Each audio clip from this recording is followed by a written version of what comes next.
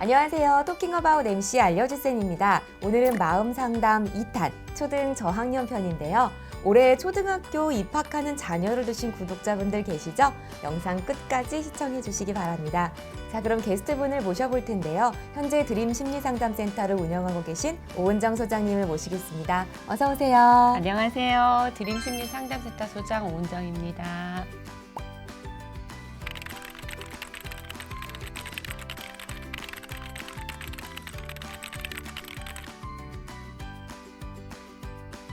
아이들이 초등학교에 입학해서 느끼는 심리적인 부담이 얼마나 될까요?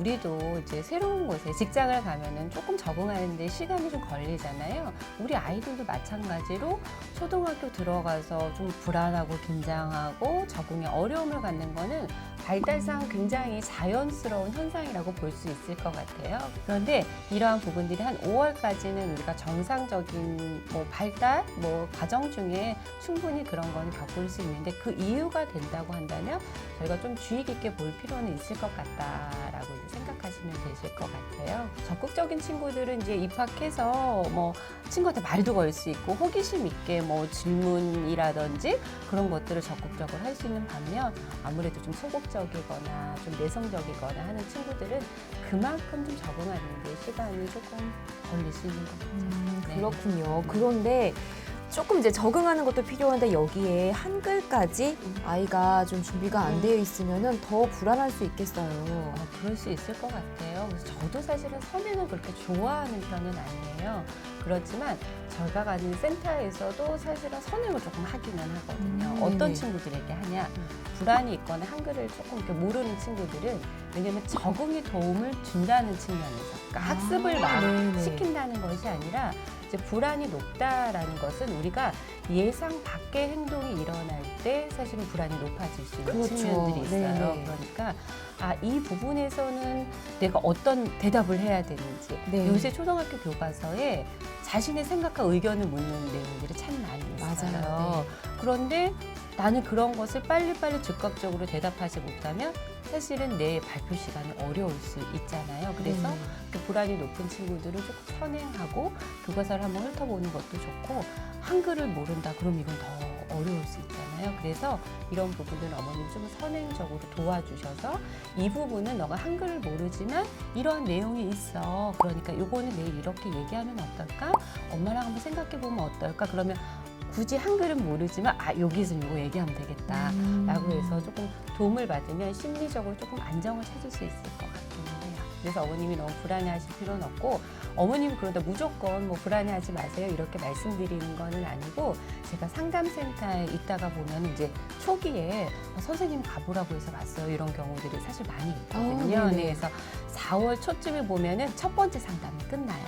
그래서 첫 번째 상담이 끝날 때 이제 선생님이 가보라고 했어요 오는데 그때 주요한 문제는 한글을 못 돼서 오는 경우들은 사실 많지는 않아요. 그때는 오히려 내가 착석이 안 돼요.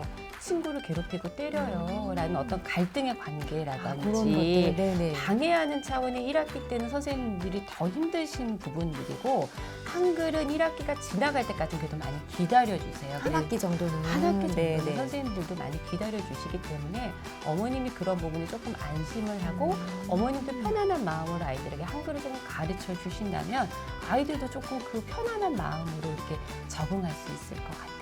사실 엄마들의 마음은 그런 것 같아요. 아이가 한글을 모르고 가면 괜히 위축될까봐. 그쵸? 수업 시간에 아이들이 괜히 또 그런 것 때문에 힘들어할까봐 그게 제일 걱정인 거잖아요. 맞아요. 네네. 그렇긴 한데 또 이제 더 안정감을 가질 수 있는 말씀을 드린다면은 사실은 1학년 1학기는 한글 수업이 있긴 있지만 그렇게 많지는 않아요. 3월 달에는 한글 교과서 수업이라기보다는 학교 적응하는 내용들이라든지 학교를 안내하는 것들이 조금 더 있고 또 체육이나 미술이나 어떤 음악이라든지 이런 활동할 수 있는. 그렇죠. 한글이 네네. 없는 영역의 수업이 많이 있기 때문에 한글을 모른다고 해서 전반적인 학교의 수업이 다 어렵다. 이렇게 보기는 솔직히 조금 어려울 수도 있어요. 한글 외에도 다른 수업이 있으니 조금 더 재미있게 수업을 할 수 있을 것 같은데요. 근데 질문이 있는데 실제로 저희 승금 선생님들께서 수업을 하시다 보면 아이들마다 두 돌 때 한글을 관심 있어가지고 떼는 친구도 있고요. 맞아요. 실제로 계속 한글 학습을 해도 못하는 친구들이 있어요. 맞아요. 근데 이게 아이의 발달 속도 혹은 흥미에 따라서 방법을 달리해야 하는 걸까요? 그건 되게 중요한 부분일 것 같아요. 이제 우리가 예를 들어서 돌 때 걷는다라고 하지만 어떤 친구는 8개월에 걷기도 하고 네, 어떤 그쵸? 친구들은 14개월, 뭐 16개월 걷기도 해요. 네. 이게 눈에 보이는 것도 발달의 차이가 있는 거거든요. 네네. 그 신체 발달의 속도가 있는 것처럼 뇌 발달에도 조금 속도가 있어요. 그래서 네. 실질적으로 학습을 할 때는 한 6세 정도가 되면 학습을 하는 준비 작업들이 어느 정도 됐다라고 볼 수 있는데 어떤 친구는 발달이 잘 돼서 뭐 2돌, 3돌 때 한글을 띨 네, 수도 네. 있죠. 그러나 그게 기준은 아니다라고 생각하시면 되고 어떤 친구들은 네. 조금 더 늦게 그런 부분이 형성이 된다. 근데 아이가 준비되지 않았어. 이게 사실은 눈에 보이지 않으니까 그래요. 준비가 되지 않는데 너무 많이 시키면 학습 거부라든지 학습에 네, 대한 네. 무기력, 나 안 되나 봐 이런 거 네. 생길 수도 있고 효율성이 많이 떨어질 수 있다라는 것들을 좀 고려하고 보시면 좋으실 것 같아요. 네.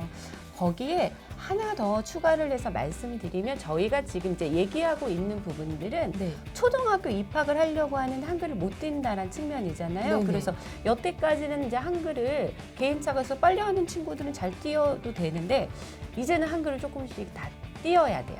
일반적으로 보면은 네. 그래서 초등학교 이제 입학해서 한글을 시작했는데 한 6개월을 했어. 네. 근데 우리 애가 한글을 잘 익히지 못한다. 그럴 수 여기서부터는 조금 네. 주의 깊게 봐야 돼요.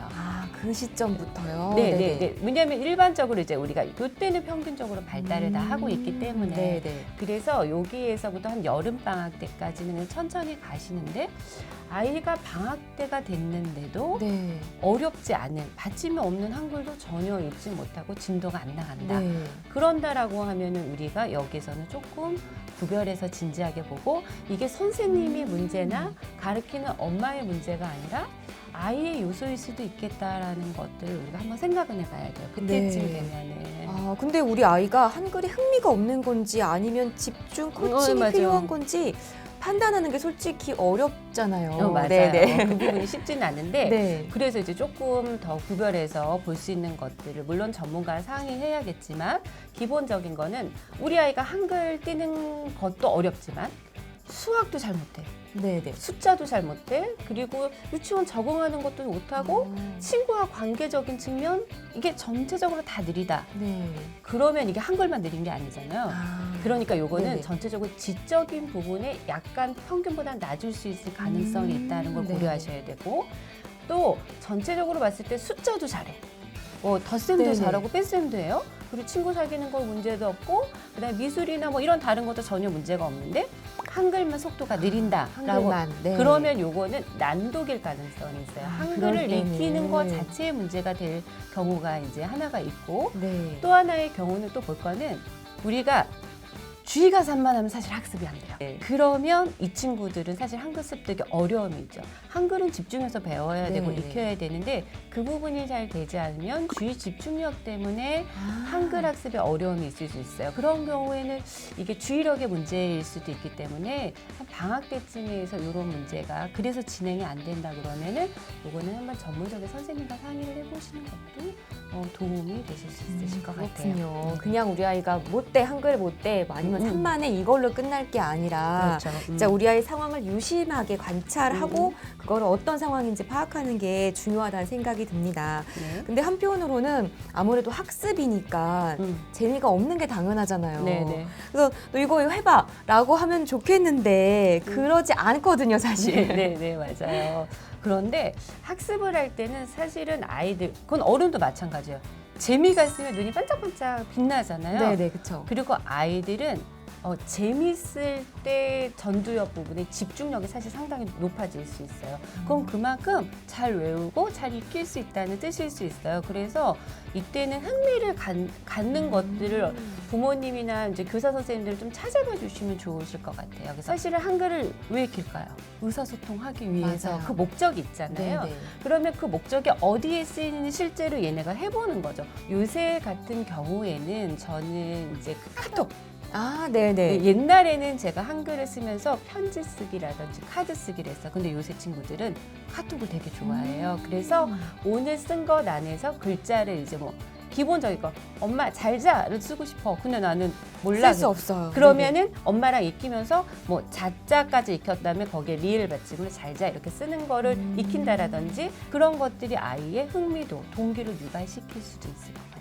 그렇군요. 사랑해 이런 것도 보내고 뭐 오늘 잘했어 이런 격려 같은 것도 해주고 엄마 뭐라고 쓴 거야? 라고 이해할 때 너 이거 너무 잘했다고 그게 어떤 긍정적인 메시지도 줄 수 있지만 그런 거는 눈에 쏙쏙 들어오겠죠? 맞아요, 내 맞아요. 칭찬이니까 그래서 네. 그런 것도 해주는 것도 좋을 것 같아요. 네, 그렇군요. 네.